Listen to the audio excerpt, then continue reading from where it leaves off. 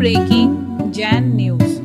पूज्य मुनि श्री प्रमाण सागर जी महाराज से परम पूज्य आचार्य भगवान श्री विद्यासागर जी महाराज ने ऐसा क्या कहा था कि पूज्य मुनि श्री ने गृहस्थ अवस्था में छोड़ दिया था रात्रि भोजन में अन्य चीजें ग्रहण करना। लीजिए सुनिए इस संबंध में किए गए एक प्रश्न के उत्तर में क्या कहा परम पूज्य मुनि श्री ने। नमोस्तु महाराज जी, नमोस्तु। महाराज जी के चरणों में सत सत बार नमस्तु, नमोस्तु नमोस्तु। महाराज जी, मेरी एक शंका है कि अधिकांश लोग रात्रि भोजन का त्याग करते अपनी समाज में देखा है, लेकिन रात्रि भोजन के त्याग के अलावा और कई वस्तुएं जो मूंगफली है, सिंगाड़ा है या कोई भी साबूदाना है, कई वस्तुएं लोग बाग खाते हैं, तो इसका क्या दोष नहीं लगता? इसका समाधान। जब मैं संघ से जुड़ा था, नया नया था, मेरे जीवन का यह बड़ा सौभाग्य है कि जीवन में पहला आहार गुरुदेव के कर कमलों में देने का अवसर मिला। पहली बार पड़गहन के लिए खड़ा हुआ था और गुरुदेव आ गए थे। मेरे हाथ में लोगों ने जग पकड़ाया और मुझसे कहा, कुछ समय के लिए रात्रि भोजन का त्याग कर दो। उसके पहले मैं प्राय रात में ही खाता था। मैंने मन से कहा, खाना तो जिंदगी भर, छोड़ना तो जिंदगी भर। और मैंने शुद्धि बोलकर कह दिया, मेरा रात्रि भोजन का आजीवन त्याग। उस समय मेरी स्थिति ये थी कि मुझे जब कहा गया शुद्धि बोलो, तो मैंने कहा शुद्धि शुद्धि शुद्धि। मुझे ये भी पता नहीं था कि मन शुद्धि, वचन शुद्धि, काय शुद्धि, आहार जल शुद्ध है बोलना चाहिए। खैर, गुरुदेव ने मुझे देखा और मैंने रात्रि भोजन त्याग दिया। उनका एक मुस्कान भरा आशीर्वाद मिला। इसके बाद जैसा सब लोग खाते सो खाते, हम भी खा लेते थे, पेड़ा वेड़ा जो मिल जाए। एक दिन मैंने गुरुदेव से पूछा कि गुरुदेव, लोग रात्रि भोजन त्याग कर देते हैं और दूसरे तीसरे तरह की चीजें खाते हैं, क्या त्याग, ऐसा त्याग ठीक है? उनके एक वाक्य ने मेरे चित्त को मोड़ दिया। उन्होंने कहा कि रात्रि भोजन त्याग करने के बाद यदि और चीजें खा रहे हो तो तुम्हारी आसक्ति कहाँ छूटी? और आसक्ति छूटने के अभाव में त्याग का मतलब क्या? मैंने उसी क्षण तय कर लिया कि अब मैं रात में कुछ भी नहीं खाऊंगा। उस समय संघ में नहीं आया था, संघ में तो उसके बहुत बाद आया। कहने का तात्पर्य यह है कि आपने रात्रि भोजन छोड़ा, आसक्ति छोड़ी कि नहीं? त्याग आसक्ति के त्यागने का नाम है, चीजों को छोड़ने का नाम नहीं। तो यदि आपने रात्रि भोजन छोड़ा है तो रात में खाने की आसक्ति भी छूटनी चाहिए। अब कुछ नहीं खाना। फिर दूसरी बात, रात्रि भोजन छोड़ा किस लिए? जीव हिंसा से बचने के लिए ना। तो रोटी खाने में जीव हिंसा होगी और कलाकंद खाने में नहीं होगी। जब सूर्य के प्रकाश के अभाव में जीवोत्पत्ति होती है, क्योंकि सूर्य की किरणों में अल्ट्रावायलेट रेज होते हैं, इंफ्रारेड रेज होते हैं, उसमें प्रासुकता होती। सूर्यास्त हो जाता है, कीड़े मकोड़े उत्पन्न होने लगते हैं, उनका संचार होता है। तो अब रात में आप कुछ खाओगे या कोई भी चीज प्रोसेस करोगे तो उसमें उन जीवों के समाविष्ट होने की संभावना है कि नहीं? तो ऐसी स्थिति में आप हिंसा के भागीदार बनोगे कि नहीं? बोलो, बनेंगे ना? तो जिसमें हिंसा है तो उससे परहेज करना चाहिए कि नहीं? तो जिस हिंसा के भय से, जिस हिंसा से बचने के लिए रात्रि भोजन त्यागा गया,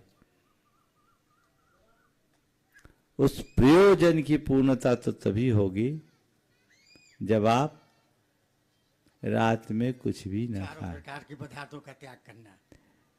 ये फलाहार क्या है?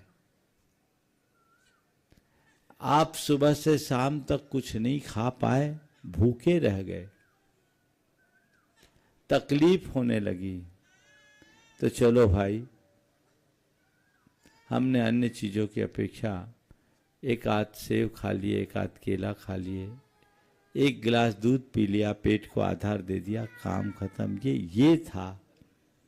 पर आप लोगों ने पगडंडी को राजमार्ग बना दिया और अब आपका फलाहार फुल आहार का रूप ले लेता है। उससे बचिए, उसका परहेज कीजिए। फलाहार को फुलाहार मत बनने दीजिए। और जो चीजें आप खाते हैं वो सब कोलेस्ट्रॉल बढ़ाने वाली, और ऐसे भी बार बार खाने से बीमारियां बढ़ती है। इंटरमीडिएट फास्टिंग की बात आती है, ऑटोफेजी की बात आती है। आप लोगों ने नए रिसर्च पढ़े, सुने होंगे, जिसपे नोबेल प्राइज मिला। दिन भर आप अपने पेट में कुछ भी डालते रहोगे तो पेट को रेस्ट कब मिलेगा? इसलिए दिन में खाने के लिए पर्याप्त है, और रात में किसी दिन मौका आ जाए, हम लोगों को याद कर लेना, जब तुम्हारे गुरु पूरा जीवन एक वक्त खा करके गुजार सकते हैं तो तुम एक आध रात नहीं निकाल सकते। दिलता रहिए, पर अच्छे अच्छे उम्र दराज लोग फलाहार के नाम पर न जाने क्या क्या सूटते रहते। उन्हें ऐसा भ्रम है कि शायद इसमें कोई पाप नहीं।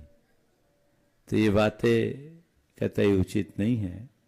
हमें इन पर गंभीरता से विचार करना चाहिए और इन सब का लाभ लेना चाहिए। आज एक अच्छा सुयोग बना है। हमारे अनुज मुनि श्री विराट सागर जी और निशंक सागर जी महाराज कुंडलपुर से विहार करके अभी अभी यहाँ आ रहे हैं। एक बार आप लोग भी उनका स्वागत कर ले। संघ के मुनिगण और छुल्लक जी भी उनको लेकर यहाँ आ रहे हैं। वो यहाँ विराजेंगे और उसके उपरांत आगे का ये क्रम जारी रहेगा। महाराज जी अभी कुंडलपुर से पटेरा हार करके यहाँ आ रहे हैं। जय बोलिए परम पूज्य मुनि प्रवर श्री विराट सागर जी महाराज की, परम पूज्य मुनि श्री निसंग सागर जी महाराज की। पूज्य आचार्य भगवान श्री विद्यासागर जी महाराज का संघ कुंडलपुर में विराजमान है। आज संघ के द्वितीय निर्यापक परम पूज्य मुनि श्री योग सागर जी महाराज ने संघ के नए आचार्य परम पूज्य श्री समय सागर जी महाराज का जयकारा बोलने के संबंध में क्या कहा, लीजिए सुनिए। संत शिरोमणि आचार्य विद्यासागर जी महाराज की जय। परंपराचार्य रूप में विराजमान आचार्य श्री 108 समय सागर जी महाराज की जय। संपूर्ण चतुर्वेद संघ ने अपनी उपस्थिति में आचार्य श्री विद्यासागर जी का पट्ट शिष्य पूज्य समय सागर जी को आचार्य स्वीकार किया है। इसलिए स्वाभाविक है कि आचार्य के रूप में मंगलाचरण के समय उनकी जयकार बोलना ही चाहिए। इसमें कोई संदेह की बात नहीं है। इस सुनने में आ रहा है कि मैं जयकारा इसलिए नहीं लगाता कि योग सागर जी ने नहीं कहा, इसलिए मुझे यह खुलासा करना पड़ा। इसमें कोई संदेह नहीं। मेरे कहने से नहीं होना चाहिए। मैं इसको बात खुलासा के रूप में सबको अवगत करा रहा हूँ। इसको लेकर के आप लोग संदेह न करें और सब जगह आप लोग जयकार लगाएं। मेरे कहने से नहीं होगा, क्योंकि मैं भी तो उस कार्यक्रम में आदि होकर के मैंने किया है, तो मैं रोक कैसे सकता हूँ। ऐसे गलत हो जाएगा कि मैं आचार्य पद दे दूँ और उनका जयकारा नहीं रखूँ, ये बात बनती नहीं है। इसलिए मैं इसको खुलासा किया।